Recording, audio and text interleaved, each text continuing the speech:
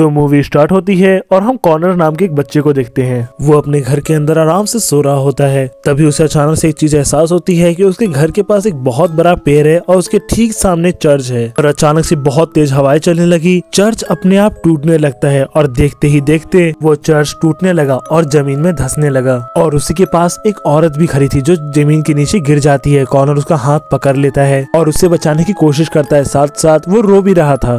Corner उसको बचा नहीं पाता है और वो नीचे गिर जाती है। अब अचानक से घबराकर उसकी आंख खुल जाती है, यानी वो बस सपना देख रहा था। लेकिन जब उसकी आंखें खुलती है तो उसे यकीन नहीं आ रहा होता कि ये सपना देखा मैंने, क्योंकि वो बिल्कुल ही सच लग रहा था। अब सुबह हो जाती है और कॉर्नर स्कूल की तैयारी कर रहा होता है। फिर हमें दिखाया जाता है कि कॉर्नर की मॉम बीमार रहा करती थी और उसकी मॉम की हालत बहुत ज्यादा खराब है, इसलिए कॉर्नर को ही सारा काम करना पड़ता था। अब वो रेडी होने के बाद स्कूल चला गया। अब स्कूल में ही एक बुली लड़का था जो कॉर्नर को हमेशा परेशान किया करता था और कॉर्नर बेचारा हमेशा की तरह उसको नजरअंदाज करके घर आ जाता है। अब शाम को कॉर्नर अपनी मॉम के पास बैठा हुआ था और कॉर्नर और उसकी मॉम एक मूवी देख रहे होते हैं उसके दादा के प्रोजेक्टर के ऊपर। और मूवी के अंदर कोई इंसान टावर से नीचे गिर रहा है। अब ये सब देख के कॉर्नर को अपने सपने के बारे में याद आने लगता है और उसे ये याद आता है कि जब चर्च टूट रहा था तो कोई औरत वहाँ से भी नीचे ही गिर रही थी। फिर कॉर्नर सोचता है क्यों ना मैं इस सपने को अपने कागज पे बना दूं। फिर उस सपने को सोचकर याद करके ड्राइंग बनाने लगता है और जैसे जैसे कॉर्नर ड्राइंग कर रहा था वहाँ चर्च के पास की जमीन जहाँ पे वो पेड़ था वो जमीन फटने लगती है और नीचे से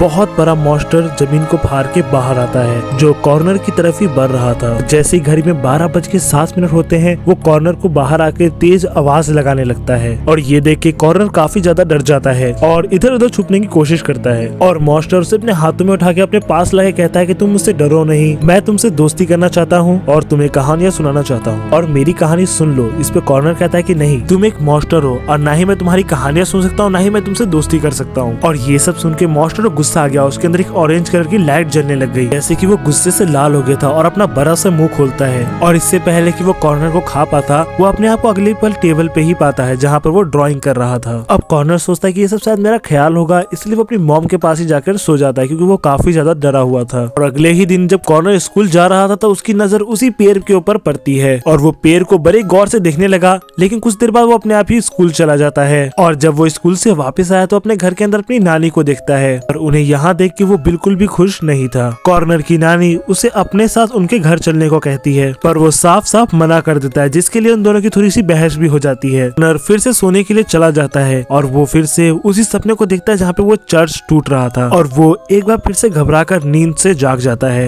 और उसने जब टाइम देखा तो आज भी 12:07 ही हो रहे थे। एक बार फिर वो पेड़ वाली जमीन फाड़ के वो मॉन्स्टर बाहर आया और इस बार फिर से वो कॉर्नर के पास जाके खड़ा हो गया और इस बार मॉन्स्टर उसको अपने हाथों से नहीं पकड़ता बल्कि बहुत प्यार से अपनी टहनियों की मदद से पकड़ता है और उसको अपने पास लेके आता है और बहुत गुस्सा करके नहीं, बहुत ही प्यार से वो कहता है दोस्ती ना सही, कम से कम मेरी कहानियां तो सुन लो। और जहाँ पे इस बार कॉर्नर भी उसकी आराम से कहानियां सुनने को तैयार हो गया और तब वो मॉन्स्टर राजा रानी और उनके बच्चों की कहानी सुनाता है कि काफी समय पहले राजा रानी और उनके बच्चे बहुत ही खुशी से रहा करते थे एक महल के अंदर और वो काफी आलीशान जिंदगी बिता रहे थे। लेकिन एक दिन कुछ लोगों ने हमला कर दिया और रानी और उसके बच्चे मारे गए और सिर्फ राजा और उसके पोता ही जिंदा बचे थे। राजा अपने पोते से बहुत प्यार करते थे और उसका काफी ज्यादा ख्याल रखते थे। लेकिन एक दिन राजा दूसरी शादी कर लेता है और जो नई रानी थी वो काफी इवल और बुरी और लालची औरत थी। उसने कई बार राजा को मारने की कोशिश भी की लेकिन वो हर बार नाकाम हो जाती। लेकिन फिर एक दिन राजा की उम्र ज्यादा होने की वजह से उसकी मौत हो गई और वो इवल रानी धोखे से उस किंगडम पे राज करने लगती है और वो एक बहाना लगा देती है कि राजकुमार अभी इतना बड़ा नहीं हुआ कि वो एक पूरा एक किंगडम संभाल सके, तो इसीलिए अब मैं राजगद्दी को संभालूंगी। और इस बात से राजा के पोते को बहुत ज्यादा गुस्सा आया और वो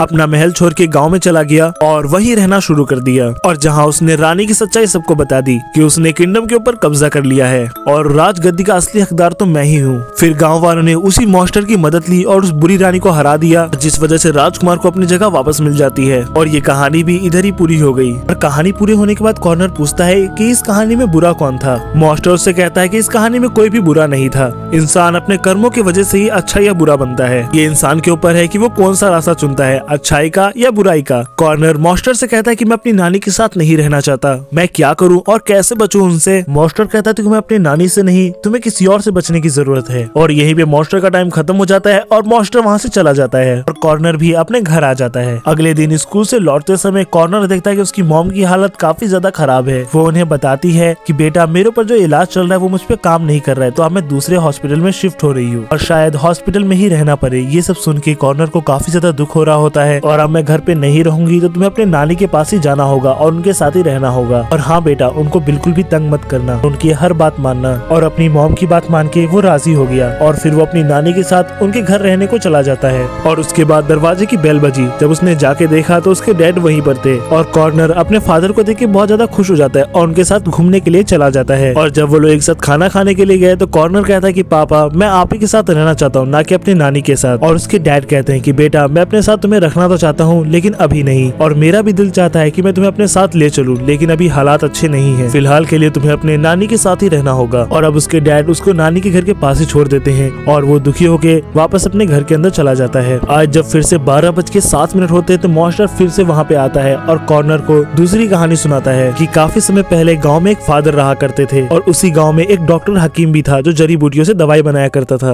और उसके इलाज से कोई भी बीमारी ठीक हो सकती थी। एक दिन वो डॉक्टर हकीम एक पेड़ के पास गया जहाँ पर उसको वही फादर दिखते हैं। डॉक्टर हकीम वहाँ से उन पेड़ की मदद से एक जड़ी बूटी बनाने वाला था, लेकिन फादर उसको मना कर देते हैं और वो वहाँ से गुस्से में चला जाता है। लेकिन एक दिन फादर की बेटियां बहुत ज्यादा बीमार हो गयी और उन पर कोई भी दवा का असर नहीं हो रहा था और इसीलिए फादर उसी डॉक्टर के पास गए और उसके पास काफी गिड़गिड़ाते हुए रिक्वेस्ट किए और काफी गिड़गिड़ा के कहते हैं कि प्लीज मेरी मदद करो और उसी पेड़ से दवाई बनाकर मेरे बच्चों को दो ताकि उनकी तबीयत ठीक हो सके, जो किसी इलाज से नहीं हो रही। और डॉक्टर फादर को मना कर देते हैं कि सॉरी, मैं इसमें आपकी मदद नहीं कर सकता, क्योंकि फादर की वजह से काफी सारे लोगों की मौत हो गई थी। फिर हम देखते हैं कि यही मास्टर उस फादर का पूरा घर तोड़ रहा होता है और साथ में खड़ा कॉर्नर भी उस घर को तोड़ने लगता है। लेकिन तभी उसकी आंखें खुलती है और वो देखता है कि उसके घर को नहीं बल्कि वो अपने ही घर में अपने नाना नानी का सामान तोड़ रहा होता है। और कुछ ही देर बाद नानी घर आई और वो भी कॉर्नर की हरकत देख लेती है, मगर उसे कुछ नहीं कहती है। लेकिन वो हैरान तो हुई थी, लेकिन उस पर गुस्सा भी नहीं करती है, ना ही उसको मारती है, क्योंकि उसे भी इस बात का एहसास था कि कॉर्नर बहुत ही मुश्किल टाइम से गुजर रहा है और यहाँ उसे पता है कि उसकी मॉम को जानलेवा बीमारी है और वो ज्यादा टाइम तक जिंदा नहीं रहने वाली, उसे छोड़ के हमेशा के लिए चली जाएंगी। और अगले दिन कॉर्नर हॉस्पिटल में अपनी मॉम से मिलने के लिए गया और वो देखता है कि उसकी मॉम की हालत पहले से भी ज्यादा खराब हो चुकी है और अब वो ये बताते हैं कि बेटा, ये दूसरा इलाज भी मेरे ऊपर असर बिल्कुल नहीं कर रहा है। और ये सब सुन के कॉर्नर बहुत ज्यादा दुखी हो जाता है। और जब रात को मास्टर उसे मिलने आया तो कॉर्नर उसे कहता है कि प्लीज मेरी मॉम को ठीक कर दो और मास्टर कहता है कि सॉरी, मैं इसमें तुम्हारी कोई मदद नहीं कर सकता। और दुखी होकर वो अपने घर वापस आ जाता है। और अगले दिन जब कॉर्नर स्कूल गया तो वही बुली लड़का उसे कहता है कि वो आइंदा कॉर्नर को परेशान नहीं करेगा, इसलिए नहीं कि वो सुधर गया है बल्कि इसलिए कि कॉर्नर ज्यादा नजर नहीं आता, हालांकि वो स्कूल तो आया करता है। और आज दोपहर को मास्टर स्कूल आ जाता है जो सिर्फ कॉर्नर को ही दिखाई दे रहा था और अब मास्टर उसे एक इनविजिबल आदमी की कहानी सुनाता है। इनविजिबल यानी जो होता तो है लेकिन दिखाई नहीं देता। मास्टर कहता है कि वो इनविजिबल इसलिए नहीं था, वो गायब था, नजर नहीं आता था, बल्कि वो इसलिए था क्योंकि लोगों ने उसे नजरअंदाज करके अनदेखा कर दिया था। और ये सब सुन के कॉर्नर को उसी बुली लड़के की याद आती है जिसने कहा था कि आजकल तुम मुझे दिखते नहीं हो, और ये भी कि अब स्कूल में कॉर्नर उसको नजर नहीं आता है, इसका मतलब उसने भी कॉर्नर को अनदेखा कर दिया था। और ये सब सुन के कॉर्नर को गुस्सा आ गया और उसी बुली लड़के को वो जोर जोर से मारने लगता है। और ये चीज भी उसने मास्टर की मदद से की।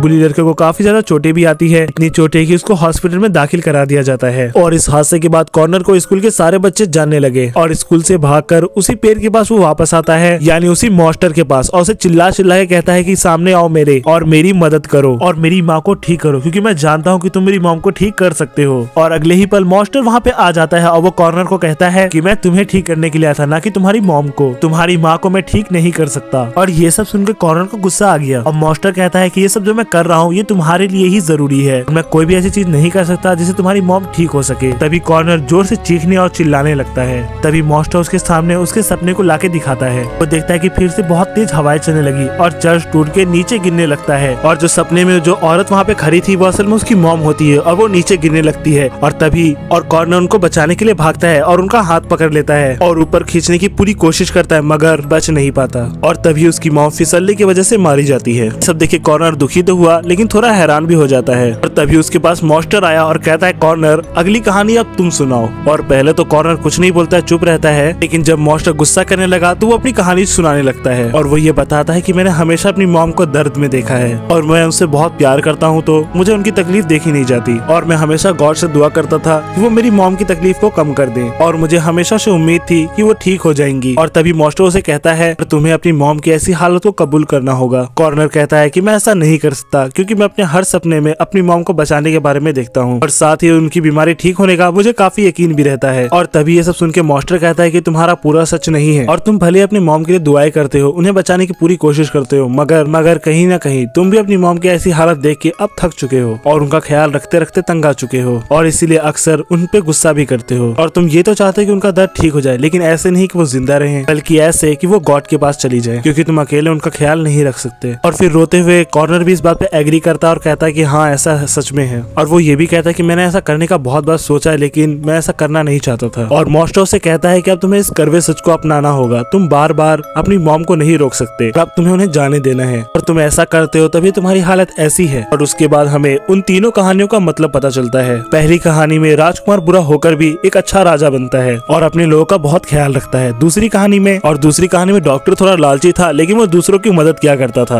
और फादर के निस्बत एक बहुत ही अच्छा इंसान था। और तीसरी कहानी में इनविजिबल मैन सबको अपने होने का एहसास दिलाकर भी अकेला रहता था। और कहीं ना कहीं ये तीनों कहानियां भी कॉर्नर से जुड़ी हुई थी। और मॉन्स्टर कॉर्नर से कहता है कि अब तो तुम सच्चाई से भाग रहे थे, अब सारी बात समझाने के बाद फर्क इस बात से पड़ता है कि अब तुम सच्चाई को कितनी जल्दी अपनाते हो। और अब इन सारी बातों से कॉर्नर बहुत ज्यादा परेशान हो जाता है और रात के समय वहीं पे सो जाता है। रात को नानी उसे ढूंढते हुए पेड़ के पास आ जाती है और नानी उसे देख के वहाँ पे जगाती है और उसे लेकर हॉस्पिटल जाती है। और यहाँ पे इन दोनों के बीच का रिश्ता भी काफी अच्छा होने लगता है। कॉर्नर भी अपनी नानी के साथ घुलने मिलने लगा था। और जब ये लोग हॉस्पिटल पहुंचे तो कॉर्नर अपनी मॉम से आखिरी बार मिलता है और उसके बाद कॉर्नर उन्हें गुड बाय कहता है और उसके बाद वो इस दुनिया को छोड़ के चली जाती है। और इस समय भी 12:07 ही हो रहे थे। और अब काफी दिनों बाद जब सब कुछ नॉर्मल हो जाता है तो उसकी नानी उसको उसके मॉम का कमरा दिखाती है, जो अब उन्होंने कॉर्नर के लिए रेडी करवा दिया था। और जब वो कमरे में गया तो उसे अपनी मॉम की पुरानी डायरी मिलती है और जिसमें इन तीनों कहानियों की ड्राइंग बनी हुई थी और उस मॉन्स्टर की भी ड्राइंग बनी हुई थी। यानी जब वो बच्ची थी तब उनको भी ये मॉन्स्टर दिखाई दिया करता था और वो